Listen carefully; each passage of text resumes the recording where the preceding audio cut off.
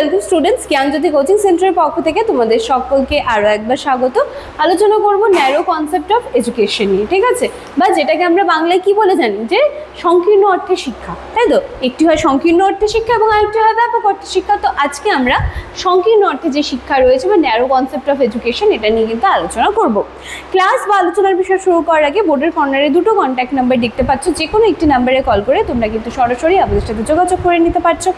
এছাড়াও থাকলো এখানে আমাদের নিজস্ব ওয়েবসাইট রয়েছে, কর্নারে কিন্তু পিস্ট্রিকল এডুকেশন বলে নিজস্ব আমাদের অ্যাপ চলে এসেছে, প্লে স্টোরে একটুখানি সার্চ করে নেবে, দেখতে পাবে, ঠিক আছে? তো এই হচ্ছে পুরো বিষয়টা। আর থাকলো কোর্স ফির বিষয়টা, এই জায়গাটা আমি বলবো তোমরা একটুখানি কল করে নাও, ঠিক আছে?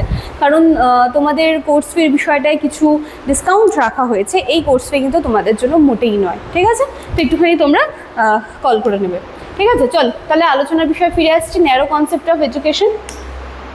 দেখো, তাহলে শিক্ষার সংকীর্ণ ধারণা কি বলা হচ্ছে,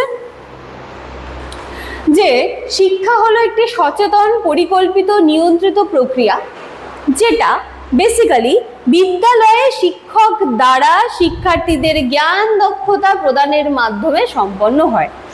এই ধারণায় শিক্ষাকে একটা নির্দিষ্ট সময়, একটা পার্টিকুলার নির্দিষ্ট স্থান এবং পাঠ্যক্রমের মধ্যে সীমাবদ্ধ করে রাখা হয়, যার জন্য বলা হচ্ছে যে এটা সংকীর্ণ, ঠিক আছে? এর পরিধি খুব একটা বড় নয়, এই যে ছোট একটা জায়গা, ছোট জায়গার মধ্যে এটা সীমিত। এবার সংকীর্ণ অর্থে শিক্ষা বলতে বিদ্যালয়, কলেজ, বিশ্ববিদ্যালয়ে পরিচালিত আনুষ্ঠানিক শিক্ষাকেই বোঝায়। এই যে এখন তোমরা যে শিক্ষাটা গ্রহণ করছো, এটাও কিন্তু ন্যারো কনসেপ্ট অফ এডুকেশন, হ্যাঁ, বা সংকীর্ণ অর্থে শিক্ষা, বা শিক্ষার যে সংকীর্ণ পোর্শনটা রয়েছে সেটা কিন্তু তোমরা এখন গ্রহণ করছো।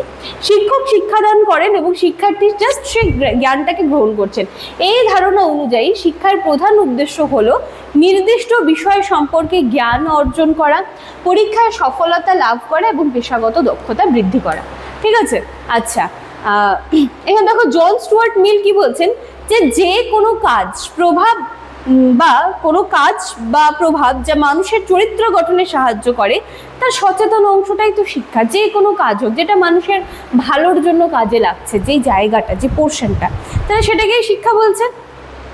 বৈশিষ্ট্য দেখে নিচ্ছি, যে শিক্ষা হচ্ছে বিদ্যালয় কেন্দ্রিক। সংকীর্ণ অর্থে শিক্ষা যদি বলতে হয় তাহলে শিক্ষা বিদ্যালয় কেন্দ্রিক।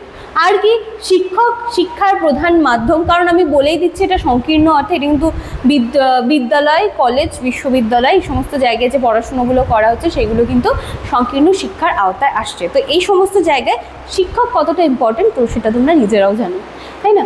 নির্দিষ্ট পাঠ্যক্রম অনুসরণ করা হয়। শিক্ষা একটি পরিকল্পিত ও নিয়ন্ত্রিত প্রক্রিয়া, নির্দিষ্ট সময় স্থানের মধ্যে কিন্তু এটা সীমাবদ্ধ, ঠিক আছে? একটা নির্দিষ্ট সময় ধরে বেঁধে দেওয়া হয়, যেমন দেখো সিলেবাস কমপ্লিট করতে হবে, যেন তোমাদের এক্সাম চলে আসে, তো একটু টাইম পিরিয়ড রয়েছে না তোমাদের, তো সেই কথাটাই বলা হচ্ছে, ঠিক আছে? তো এই ছিল আলোচনার বিষয়, আজকের ক্লাস বা আলোচনার বিষয় এইটুকুই ছিল। ভালো লাগলে তোমাদের ভ্যালুয়েবল কমেন্টসগুলো রেখে যাবে কমেন্ট সেকশনে। দেখা হচ্ছে আবার নেক্সট দিনে নতুন একটা টপিক নিয়ে। Thank you.